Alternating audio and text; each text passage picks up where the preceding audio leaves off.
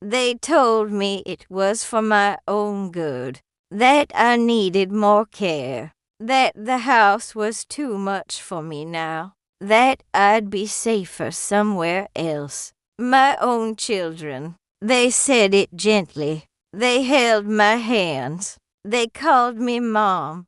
3 weeks later, they packed my clothes in garbage bags. What they didn't know was that I had already changed the will. This is Grandma True Stories, where silence becomes strength, and revenge never needs to shout. It all started with what they called concern.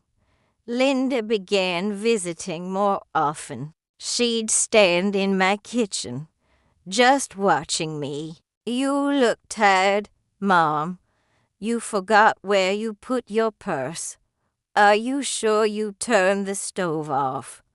I'm 74 years old, not helpless. Then Mark, my son, joined in. "Have you thought about assisted living?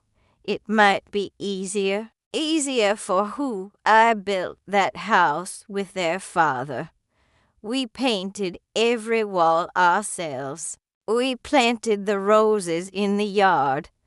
We raised 2 children inside those rooms. That house wasn't just property, it was history. But when they looked at it, they didn't see our memories. They saw its value.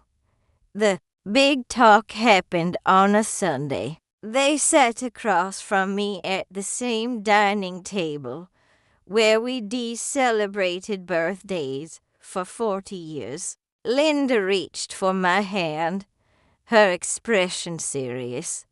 "We're worried about you." Mark slid a glossy brochure across the table. Sunnyvale Senior Living. It was filled with bright photos of smiling seniors, game nights, and pristine gardens. Then he said something he thought was casual. "We've already talked to a realtor just to see what the house might sell for. And there it was. It wasn't fear for my safety. It was a plan. They had already decided my future. They were just waiting for me to agree. So I did something they never expected." I smiled. "When do I move?" I asked. The look of pure relief on their faces told me everything I needed to know. What they didn't know was that I had been listening for a long time. 6 months earlier, during Thanksgiving dinner, they thought I was asleep on the couch. I heard Linda whisper, "If we sell after she's gone, we'll get at least 600,000 after she's gone." Mark replied, "Let's just hope long-term care doesn't drain it first." I wasn't even gone yet, and they were already dividing what was left of me. That very night, I called our family attorney Dotmer. Henderson had known our family for decades. "I'd like to update my will," I told him, my voice steady. I wasn't angry. I was crystal clear, and I made changes, quietly, completely. They packed up my life with unsettling speed. Linda carefully wrapped my wedding china, her movements efficient. Mark walked through the house with a tape measure, talking about renovations, open floor plan, neutral paint, better resale value. They weren't grieving the loss of their childhood home. They were upgrading in investment. The house sold in 3 weeks for above the asking price. Linda called me, her voice buzzing with excitement. "It went for more than we expected. We," She said I just listened. I said nothing at all. Sunnyvale was clean. The staff was kind, but my children's visits became less frequent. At first, it was twice a week. Then it was once. Then it was only on holidays. Soon, it was just excuses. They were busy. They were traveling. They were working late. I stopped waiting by the window for their car to pull up. Instead, I joined the book club.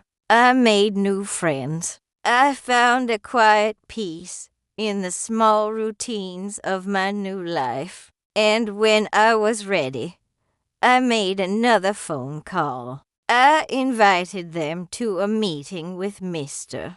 Henderson. They arrived looking concerned and polite, as if they were attending to a frail old woman. They assumed it was about my declining health or finances. It wasn't. The lawyer opened a folder on his desk. As per the updated will, he began. Linda sat up a little straighter. Mark leaned forward, his eyes fixed on the documents. The estate, including all liquid assets, and the proceeds from the sale of the property, has been transferred into a charitable trust. A heavy silence filled the room. The funds will support housing for displaced seniors and create a scholarship fund in her late husband's name. Linda just blinked. Mark cleared his throat, his voice raspy. What about us? Mr. Henderson didn't hesitate for a second. You each receive $1. $1 for legal clarity, and nothing more. They looked shocked, betrayed, furious. You're punishing us, Linda finally said, her voice trembling with anger. I just shook my head. No, I said softly. I'm protecting what your father and I built.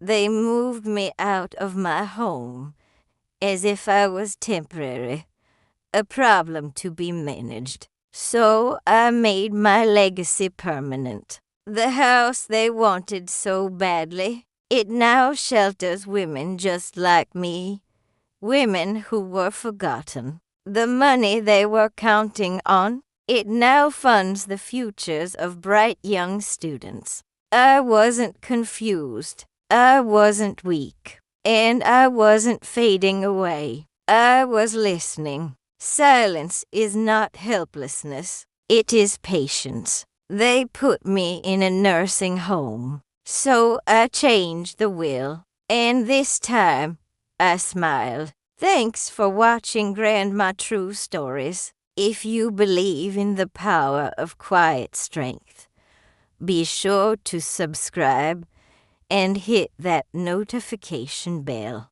We'll see you in the next story.